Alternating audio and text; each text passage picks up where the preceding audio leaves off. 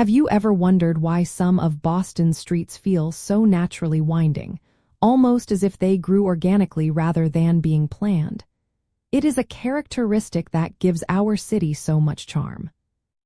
Tremont Street, one of Boston's oldest and most iconic thoroughfares, formed its layout very organically, essentially following the contours of the original Shawmut Peninsula and its early pathways, not through a grand urban design scheme.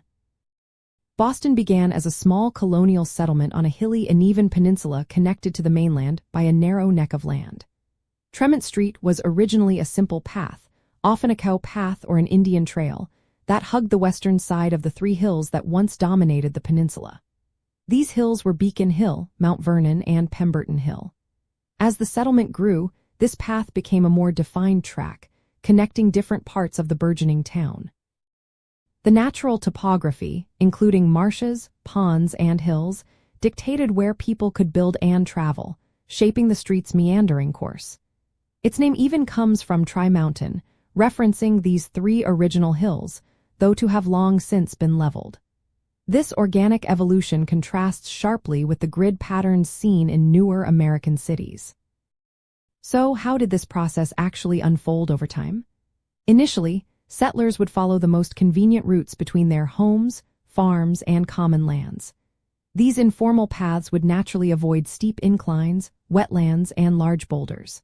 As more people arrived and buildings were constructed, these paths were incrementally paved and formalized. Property lines and the placement of early buildings then further locked in the street's irregular shape. Imagine a farmer needing to get his livestock to pasture or a merchant needing to bring goods from the docks. They would take the easiest route available, and over decades, these well-worn paths became the permanent streets we know today. This was less about formal planning and more about practical necessity and slow, adaptive growth. A fascinating aspect of this organic development is that many of Boston's modern streets, including parts of Tremont Street, still overlay these ancient pathways. Even as the city expanded dramatically through landfill projects in the 1800s, adding significant new land to the original peninsula, the core layout of these central streets largely remained. This historical layering is a hallmark of Boston's unique urban fabric. When you walk along Tremont Street today, you are essentially walking on centuries of history, tracing a route that was once navigated by colonial residents and even earlier by indigenous peoples.